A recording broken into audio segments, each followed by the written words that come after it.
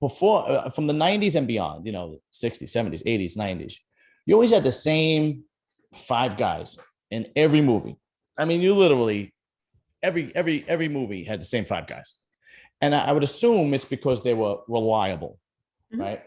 But now that's not the case anymore. Now there's all different walks of life from all over the place. How much that is attributed to Viagra, Cialis, the trimix injection, so on and so forth? Or is it just a fucking phenomenon that guys could get it up on call today?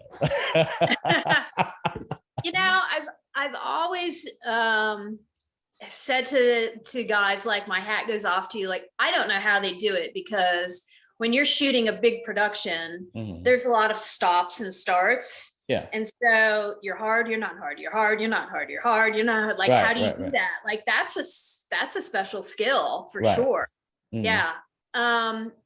There are definitely people that need a little Viagra to continue on. And there are dudes that are just like freaks of fucking nature. Right. I don't know if you ever saw this documentary. It's a really good documentary. I think it was made in 2006 or 7, and it's called Bigger, Faster, Stronger.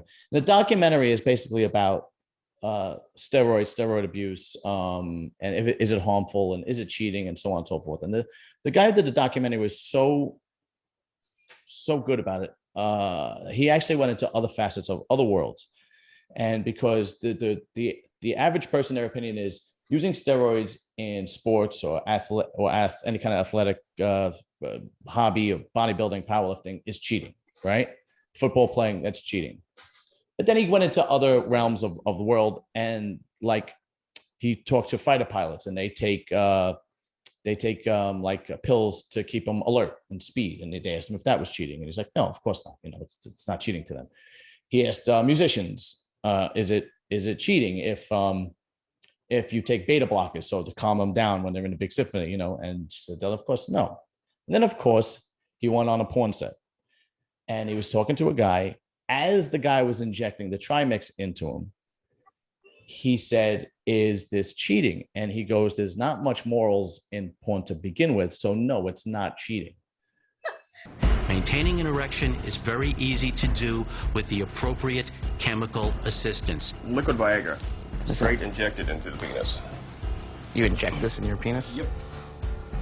Does it hurt? Not really.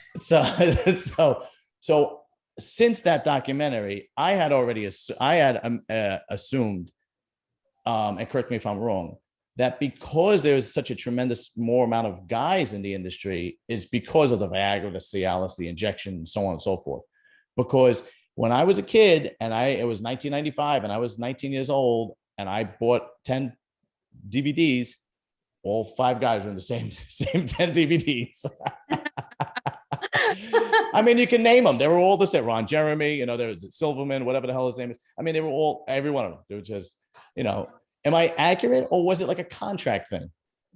I think that because porn has become so kind of almost mainstream now, I think that guys are more interested in becoming part of the industry. So I think that has a lot to do with it. Okay. Like, I can't tell you the number of emails and requests that I get for guys to shoot with me. So I don't know if it really has anything to do with the fact that, they can perform better because of drugs. I think that there's a lot of really horny fucking dudes out there who want to get as much pussy as possible. Right. And perhaps they also think that there's some huge payoff for them.